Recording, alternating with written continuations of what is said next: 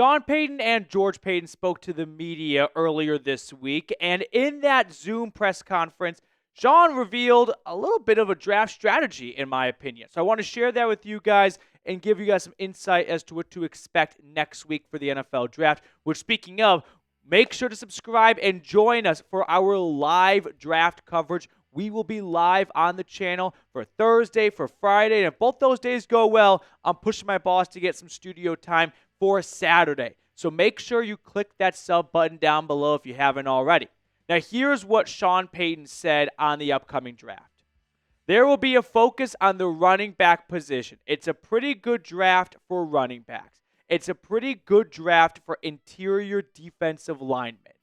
Let me just say, I expect Denver to go running back or defensive tackle at pick number 20. If you want me to stick my neck out there for something I want to call a near guarantee for Denver in round 1, this is going to be one of the 2 picks. The only reason why I can't go out there and flat out say, Omarion Hampton, you are a Bronco, because the fucking Cowboys might take him. And so, because of that, we do have to have some plan B, C, and D in place. The nightmare for me is if Omarion Hampton goes before pick number 20.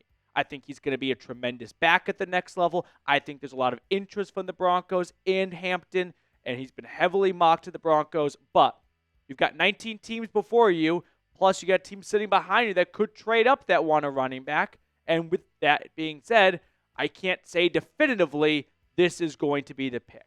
But all signs right now are pointing to a running back in round 1.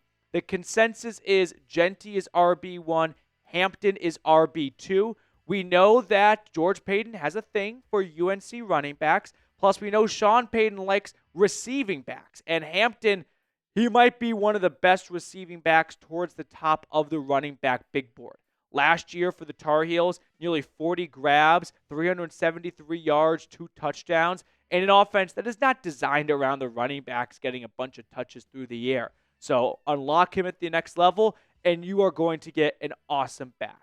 Now, the only reason why I have just a slight bit of hesitation is it like Sean to reveal his draft plan? Usually that rhetorical answer is met with a no, but Payton did once wear an orange tie on Fox to signal he was going to go take the Broncos job. But last year, he wanted everyone to believe that Denver was not going to go with Bo Nix in round 1, and then they did. So he enjoys this process of misdirection and the game within the game here.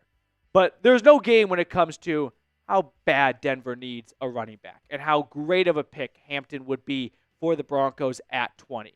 He's got a lot of ingredients for the modern NFL running back. He can play on first, second, and third down. For a rookie, I think he's going to come in here and be above average when it comes to pass protection. We talked about his receiving abilities. He is a violent back. He looks for the extra yard. He's not going to step out of bounds. Now, does he have the elite top-end speed? No, I won't try and pass him off as one of the fastest running backs we've seen enter the draft. But I feel like his speed is somewhat underrated, and when the pads come on, he runs like a bat out of hell. So I like Hampton a ton at 20. I want Denver to solve their running back problem with that first-round pick. But if Omarion Hampton is not there at 20, if he goes to the Cowboys because Jerry Jones wants his next Zeke, and Hampton and Zeke, at least from a pre-draft process, have a lot of similarities, both big guys who had some good legs underneath them. If Jerry kind of quarterbacks, that draft room in Dallas and takes a running back instead, Sean and George have to have a good plan B, plan C for what they want to do next. And that's what I want to look at next on today's episode, because we've got to have a good, backup plan or 2 in place here. But I do want to get your thoughts overall on what Denver should do in round 1. Is it running back? Is it a wide receiver? Is it a defensive lineman? Is it just, hey, I don't care what position, just get the best player available? That could be a safety like Malachi Starks or Nicky Manwari. That could be an offensive lineman if you feel that Ben Powers needs a replacement, or you want to get a new starting center, although there definitely won't be a best player available at center at 20. I can promise you that. So give me your thoughts down below in the comment section. So let's talk about what the next idea / plan could be if it's not Hampton, as Sean Payton pointed to, it's a very good interior defensive line class, which is why Denver bringing back DJ Jones always caught me off guard a little bit. I thought when I made the video for Jones re-signing, before I saw into the details, I was like, oh, probably a 1-year deal. Nope, it's a 3-year contract, and for a 30-year-old nose tackle in a draft class filled with good interior guys, it didn't really make a ton of sense to me, but what do I know? I'm a YouTuber. He's a football coach. I will give him the benefit of the doubt. But if Denver wants to invest in the trenches, since the run-stopping unit last year really let them down in that playoff game, I've got some ideas. So let's start off with the Oregon defensive lineman, Derrick Harmon. We'll kind of go player by player, and I'll give you some background on them as well. So starting off with Harmon and what you need to know about him.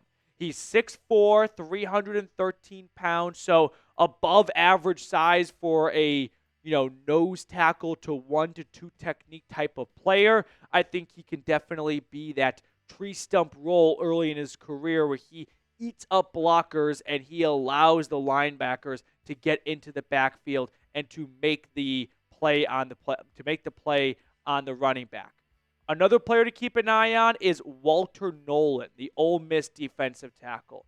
He's not quite as big as Harmon, 6'3", 300 pounds, but what that allows for Nolen to do is to get to the quarterback and really push the pocket back a little bit deeper than Harmon did.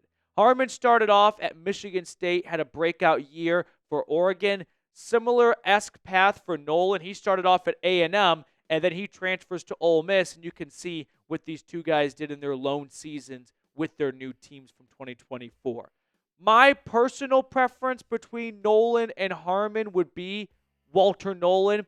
I think he does not lose enough run-stopping abilities to go with Harmon, whereas Nolen's got the pass rush upside. Now, he's got an interesting football career path. Any quick guess here? The longest he has played for any school in consecutive seasons or more than one season since freshman year of high school. The answer is 2. 2 years at A&M was the most consistency in the last 7 years, 8 years of his football career. He bounced around in high school. He bounced around in college a little bit. He just got to get some solid footing and get some consistent coaching. And Vance Joseph, I think, could be the perfect man for the job for that. So I like Walter Nolen for the pass rush upside and the physical traits he brings. He's not like the greatest athlete. That would probably be more like Shamir Stewart out of A&M on the defensive line, but he's not just a fat SOB, which there are some of those guys, and we'll look at them in a moment. But first things first, I do have to give a quick shout out to our friends at Game Time. Game Time makes getting tickets faster and easier, even for hard-to-get playoff seats. Prices on the Game Time app actually go down the closer it gets to tip-off.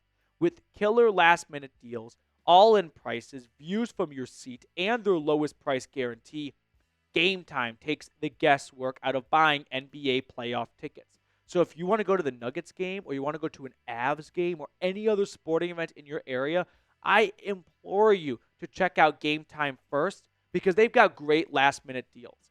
Save up to 60% off buying last minute for sports, concerts, comedy, theater, and more.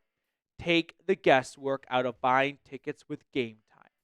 Download the Game Time app, create an account, and use code CHATSPORTS for $20 off your first purchase.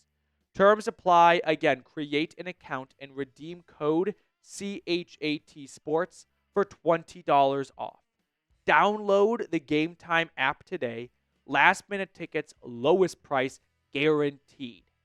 All right, let's get back to our fatty, some defensive tackles that could make some sense for the Broncos because Harmon and Nolen are a little bit on the smaller side for that group. This next guy is not. It is Michigan's Kenneth Grant. If you remember Michigan's defense the last 2 years, there were a few pieces that got a lot of attraction. One of those pieces was the defensive tackles. It was Kenneth Grant and Mason Graham. Now, Graham has gotten a little bit more attention when it comes to the pre-draft process, but Kenneth Grant is also a ferocious interior guy. Let's start with the fact that he's 6'3". He's 331 pounds, and if you toss on a highlight reel, you might see a video of him running down a Penn State running back for a game-saving touchdown. That does not happen to defensive tackles at 330 plus pounds often. Now, whenever you get the big fellas like this, the weight can become a concern in a bad way. You got to keep that weight at a manageable level. And when you bring players in for visits, you get a better idea if they are willing to put the conditioning work in to make sure they don't balloon up to an unplayable weight. But the production for Grant is a little bit on the so-so side, and I think it's why he's not looked at as the Mason Graham of this defensive tackle class, although even his production, I don't really get the top 5 buzz for him. But anyway, I digress. Grant is going to be a nose tackle that can push the pocket a little bit, but not to like a Vita Vea level. And those guys just don't come around every single draft. But if you want a 330-pound tree stump at the nose tackle, zero technique position, Kenneth Grant's probably the best man for the job. And we've seen Michigan put a couple of these guys out in the draft the last few years.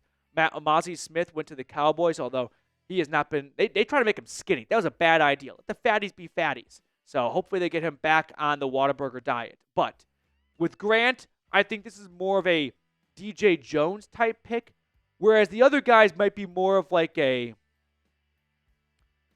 Shelby Harris type pick. How about that? Just to give you an idea of what we're looking at here. So that's one player to keep an eye on the interior defensive line. Looking ahead here at some other guys, because I got 2 more players I want to throw on your radar. This next one is not a defensive tackle. It is Matthew Golden. It is my what is plan G? Like, let's just bear with me because this is unlikely, but I think at 20 you do have to have a lot of possibilities fleshed out a little bit. What if we see Omarion Hampton go to the Cowboys at number 13? And what if we see a bunch of defensive tackles go before Denver at 20? If you're curious what the best player available could be, Golden, the Texas wide receiver, would fit that bill. He's 5'11", 191 pounds. He started off at Houston. Then he transferred to Texas, where he was Quinn Ewers' number 1 receiver. He's, like, I feel like the production doesn't do him justice. Throw on the tape and actually watch a Texas game from last year, and he's going to be the name that jumps out to you the most as, I want that player on my team on Sundays. 987 yards, 9 touchdowns, 58 receptions. This is a great example of college production is important to look at closely for some positions and not so important for other positions. I'm not going to ding Golden because Quinn Ewers had some bad games and he had a shoulder injury, and that limited the passing game at times. I think he has a lot of versatility, which we believe and see Sean Payton utilize a ton. And if we're looking at a best player available that could kind of fit what Payton's offense looks like, I like the idea of using Golden at that Z spot on the offense. Let Sutton play out wide at X. Let Marvin Mims just be Marvin Mims, get him the ball in open space, and he'll do the rest. And Troy Franklin and Devon Vele continue to develop. I personally don't feel the need for Denver to go after a receiver in round 1. I don't think it's a very good receiver class, so it would feel like a bit of a reach to me. But if you have to twist my arm, you twist my arm to the level of Ricky Bobby when he refuses to say, I like thin pancakes, Matthew Golden would be the receiver I'd take. This next one is a surprise. It is Texas's Alfred Collins. If you're curious who a shocking pick could be, right? One that gets Rich Eisen out of his seat going, whoa, we didn't see this one coming. Alfred Collins is a name I'll float out there. Another Kenneth Grant style and size defensive tackle. He's 6'5", 332 pounds, and he's got great speed.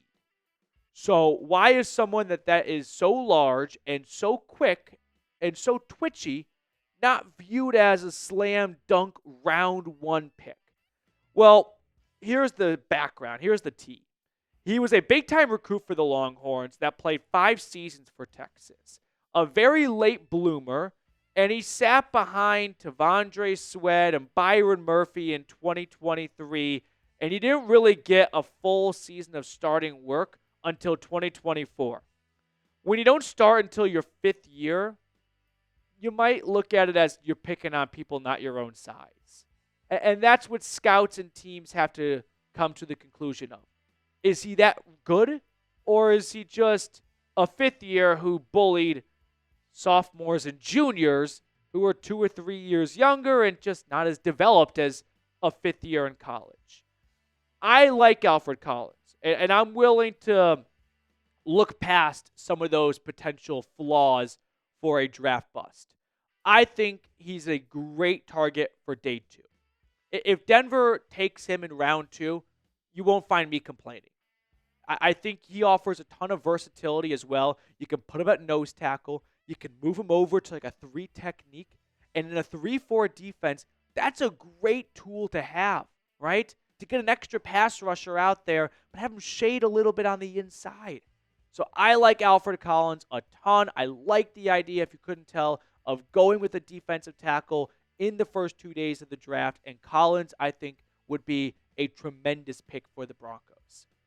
To wrap it up, name a random Texas football player. Give me a player in the pros who played for the Longhorns. I did not come prepared. Going through my Rolodex right now. All right, I've got one. Here we go. Ready? 3, 2, 1. Colt McCoy. I thought I'd go basic. Give me vanilla. You probably dug deep, or you thought, no way he's going to go with the basic Colt McCoy. Colt McCoy. I'll go with him. That's going to do it for us on today's episode. Enjoy your weekend, and I look forward to seeing you for our next episode.